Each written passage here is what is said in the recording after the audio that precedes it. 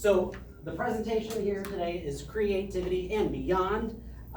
It is based off the book that I read this semester, Creativity Inc. It was written by Ed Catmull, who is the co-founder of Pixar.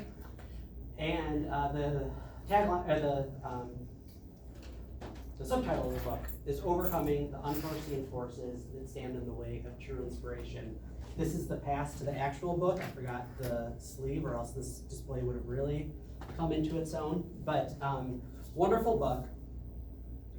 I'm gonna take you through the roadmap of what we're gonna be doing. We already did a little bit of a teaser activity. I'm gonna go through the background of the book, which is different than some of the books that have been talked about last week and will probably be talked about today. It's part memoir of Catmull and his experience of co-founding and running Pixar, and then lessons learned along the way. So I'll talk about some of the highlights of that, one of my favorite chapters. We'll wrap up the activity, and you all get to go home at the end of my presentation, right? No. So this is Ed Catmull, born in 1945, as I said. He's the co-founder of Pixar, and then around 2005 or so, also became the president of Walt Disney Animation. He grew up absolutely enchanted by the art of Walt Disney and the works that studio was putting out. And he knew he wanted to be an animator, but wasn't so inclined artistically. So he pivoted and went on to study physics, computer science, and literally invented the language for 3D rendering that we use today. He was in a group of people, for instance, the founders of Adobe software, so the people who literally designed the PDF, and he was there writing this computer language that allows us to get to Woody and Buzz and all those things that are rendered in the computer. And ultimately what he wanted to do was lead a team to create the first animated feature film, which, spoiler, he does. Because he realized in college that you could break up something as complex as the shape of a human hand and basically figure out what the geometry is. You could break it down into tinier and tinier triangles, map them into a space in the computer, and then it doesn't take too far to extrapolate this to a little cowboy doll. So with that, he enlists some pretty heavy hitters. John Lasseter, who was a Disney animator about to be fired from that company in the mid-'80s, and Steve Jobs, who, if anyone has an iPhone, that's because of that guy. And so what they did was they had to practice to be able to build up to this animation company. So with Steve's financial backing, Ed's computer brain, and John's experience as an animator, they were able to go through the trial and errors of creating short films, starting with The Adventures of Andre and Wally B, up into some horrifying clown nightmare fuel. Up there, the Luxo lamp story that inspired the logo that we see at the beginning of all those movies, and Tin Toy. These were all experiments. Every time they did something new in these, they were testing the computers to their limits to see how much they can do as they hired new animators and tested softwares and all that good stuff.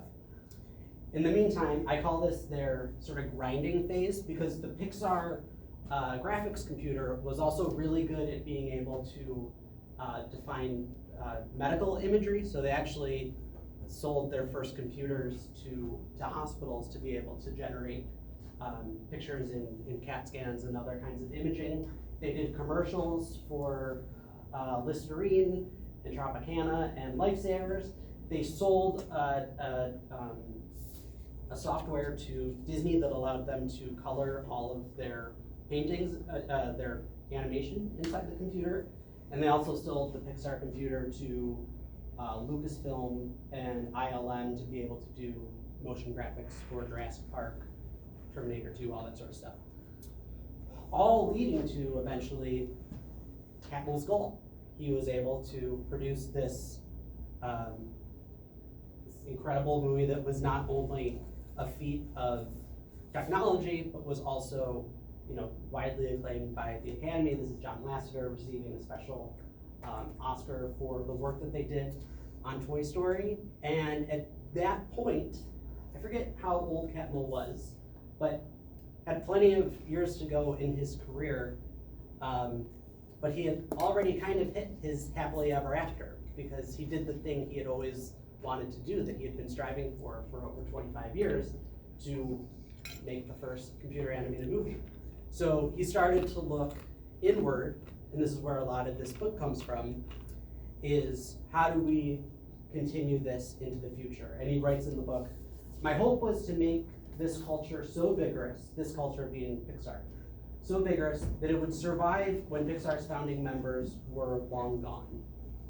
We were blessed with a remarkable group of employees, and he wanted to know how could we enable the talents of these people, keep them happy, and not let the inevitable complexities that come with any collaborative endeavor undo us along the way.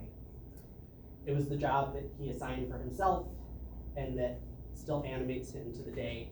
I should say this book was published, I want to say in 2012. I also listened to the audiobook, which came out in 2023. So there's some extended, 2014 this book came out in. But anyway, so some highlights from the book that I thought were really intriguing, and I think, again, while they were specific to creating animated movies, and specifically Pixar animated movies, I think can apply to everyone in this room.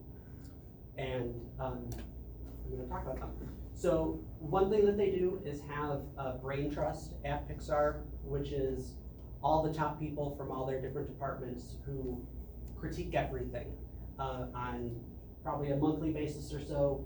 They'll screen films, see where they're at, and then gather around this giant, square, intimidating table and rip things apart.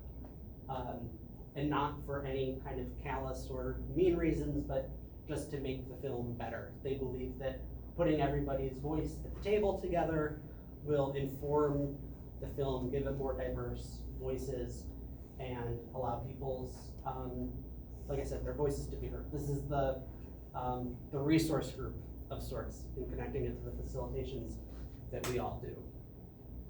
He also says that you should make your space a canvas. Shelby knows these are all toys that came from my office. So this is all just on my desk all day long when I need to get inspired or fidget a little bit. But being able to have this kind of individuality in my space feeds me for what I'm doing artistically. I know that not everyone has the privileges of being able to bring all this shit into their workspace. And you can see some examples here. I'm definitely of the John Lasseter mind. But even having customized desktops or screensavers, those are all ways that you can kind of feed your soul.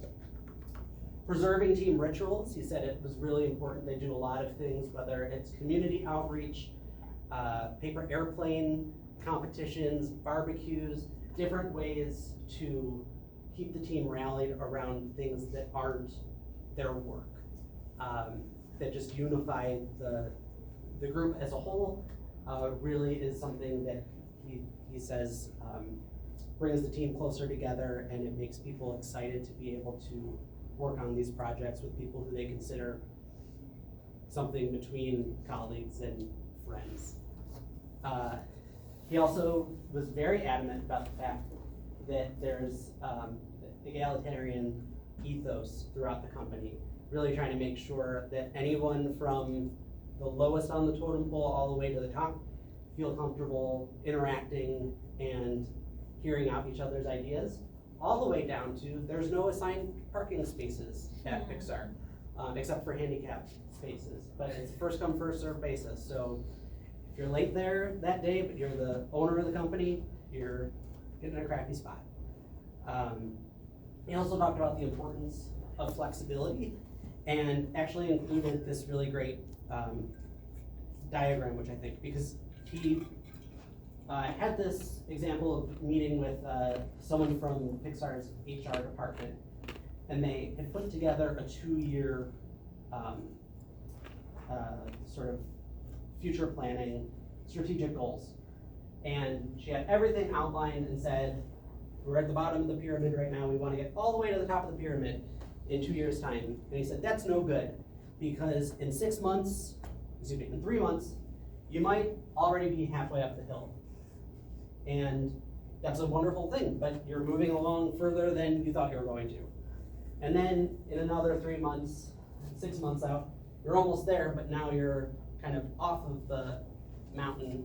And then in 2 years' time, we might actually end up a lot further up higher the pyramid than we would have ever quite imagined. And so he said, it's important to have flexibility, because sometimes you just have to be making things up as you go along, as you respond to any kinds of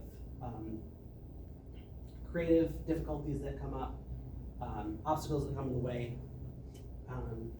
And he said that we at Pixar were different, and since they believe in being different helps us maintain their identity, they wanted to remain that way. And so there was one chapter in the book in particular called Broadening Our Views, and he had 8 sort of pillars that I think were really intriguing. He said specifically that conflicts arise that keep groups of people locked into their viewpoints. We all have this, that you get set in your ways, and it could be kind of hard to get out of your silo. The more people who are added, the less flexible we may become, because if I was to do something really awful and like call out Brian for not making eye contact with me right now, if it was just me and Brian and Shelby in the room, Shelby might feel comfortable to call me an asshole and say, stop doing that. But because no one else, now we're all here, and no one else is saying anything because I'm reaming out Brian, you might feel less inclined to. So extrapolate that to when the movie's not working. So more people added, the less flexible you become. And like I said, these specific methods are used at Pixar, but they definitely have some universal mechanisms. So these are the 8 topics that he talked about. Dailies, research trips, the power of limits, integrate art and tech, short experiments, learning to see, postmortems, and continuing to learn. Like I said, it's a whole chapter in the book, but I'm going to go over it as quickly as I can. Well, you have a minute. Oh, shoot. Okay. So dailies are team shares, looking at the work every morning, discussing the problems, poking holes. That's where the brain trust came in.